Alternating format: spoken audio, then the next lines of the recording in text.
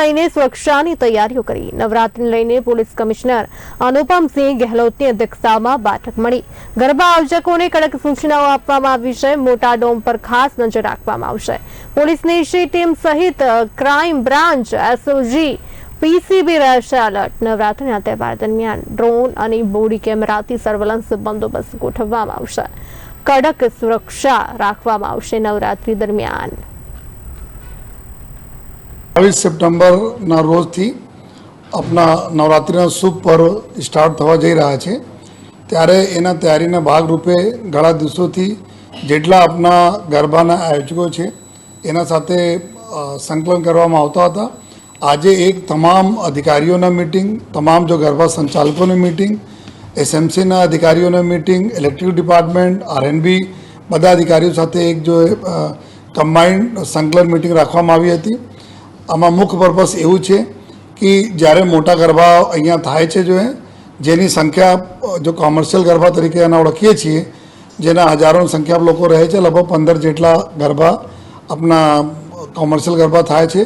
અને આ સિવાય બીજા ટોટલ શહેરમાં જો શેરી ગરબાઓ છે, આપણા અલગ અલગ જગ્યાએ શેરી હોય કે સોસાયટીમાં હોય, જે હજારોની સંખ્યામાં લોકો રહેતા હોય, એવા કુલ મળાઈને લગભગ જો 900 જેટલા બીજા ગરબાના આયોજન સુરત શહેરમાં થાય છે।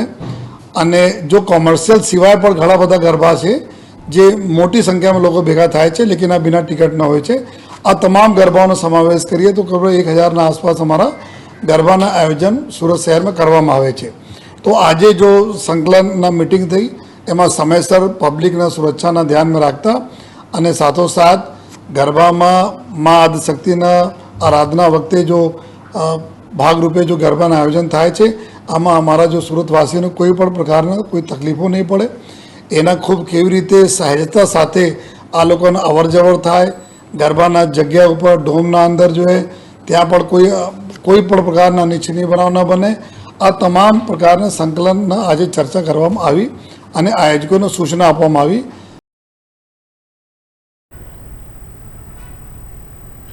તો સુરત પોલીસે નવરાત્રીને લઈને સુરક્ષાની તૈયારી કરી દીધી છે। ઉલ્લેખનીય છે કે નવરાત્રીના હવે ગણતરીના દિવસો બાકી રહ્યા છે, ત્યારે નવરાત્રીના તહેવારને લઈને સુરત પોલીસ સજ્જ છે, તૈયાર છે।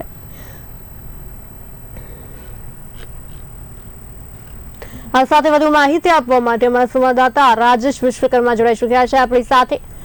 રાજેશજી, સુરત પોલીસ સજ્જ છે, નવરાત્રીના તહેવારને લઈને સુરક્ષાની તૈયારીઓ કરવામાં આવી છે, શું છે વધુ વિગત?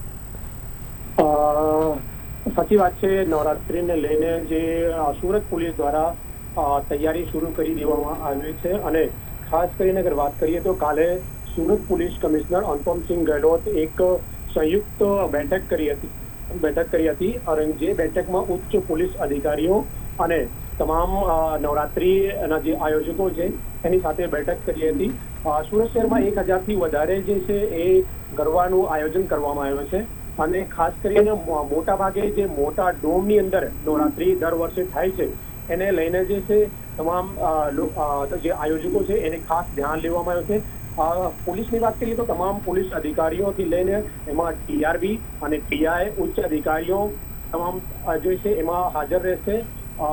સુરત શહેરની વાત કરીએ તો ખાસ કરીને વેસુ વિસ્તાર અને અલથાણ વિસ્તાર અને ડુમસ રોડ તરફ જે છે 3 થી 4 મોટા ડોમની અંદર નવરાત્રી દર વર્ષે થાય છે અને ખાસ કરીને એની અંદર જે કમાન્ડો હોય છે અને ખાસ કરીને જે બાઉન્સરો હોય છે એ લોકોની વચ્ચે ઘણા જે છે વિવાદો થયા છે દર વર્ષે।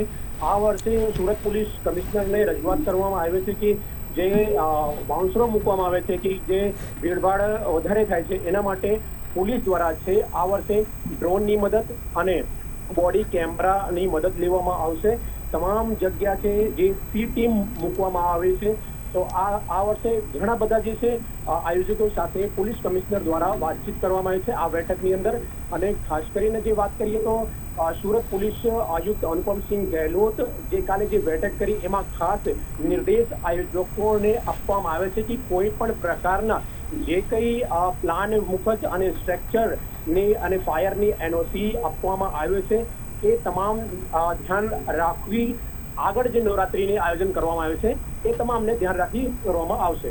જી રાજેશજી, સૌથી મોટા આયોજન સુરતમાં ક્યાં થતા હોય છે? નવરાત્રિને લઈને અને કયા એવા વિસ્તારો જે છે ત્યાં ખાસ ધ્યાન રાખવું જરૂરી છે?